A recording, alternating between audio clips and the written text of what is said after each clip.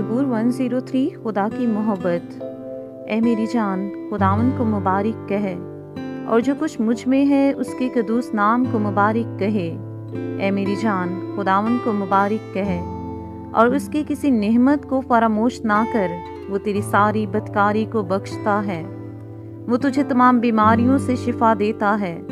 वो तेरी जान हलाकत से बचाता है, वो तेरे सर पर शफ़क़त और रहमत का ताज रखता है। वो तुझे उम्र भर अच्छी अच्छी चीज़ों से आसूदा करता है। तो उकाब की मानिद असर नो जवान होता है। खुदावन सब मजलूमों के लिए सदाकत और अदल के काम करता है। उसने अपनी राहें मूसा पर और अपने काम बनी इसराइल पर जाहिर किए। खुदावन रहीम और करीम है, कहर करने में धीमा और शफ़क़त में गनी। वो सदा झिड़कता ना रहेगा, वो हमेशा गज़बनाक ना रहेगा। उसने हमारे गुनाहों के मुआफ़िक हमसे सलूक नहीं किया, और हमारी बदकारियों के मुताबिक हमको बदला नहीं दिया।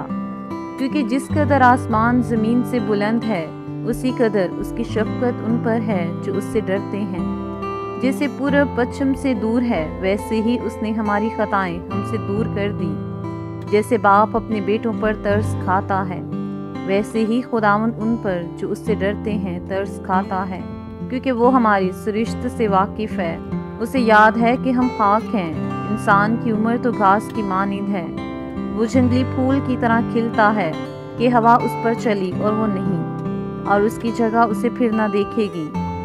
लेकिन खुदावन की शफ़क़त उससे डरने वालों पर अज़ल से अबद तक, और उसकी सदाकत नस्ल दर नस्ल है, यानी उन पर जो उसके अहद पर कायम रहते हैं और उसके कवानीन पर अमल करना याद रखते हैं।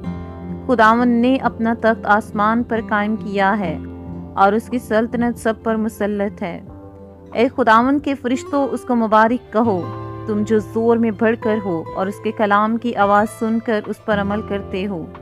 ए खुदावन के लश्करों, सब उसको मुबारक कहो, तुम जो उसके खादिम हो और उसकी मर्ज़ी बजा लाते हो। ए खुदावन की मखलूक़ात, सब उसको मुबारक कहो, तुम जो उसके तसल्लुत के सब मकामों में हो। ए मेरी जान तू खुदावन को मुबारक कहे। पाक कलाम पढ़े और सुने जाने के वसीला से हम सबको बरकत मिले। आमीन।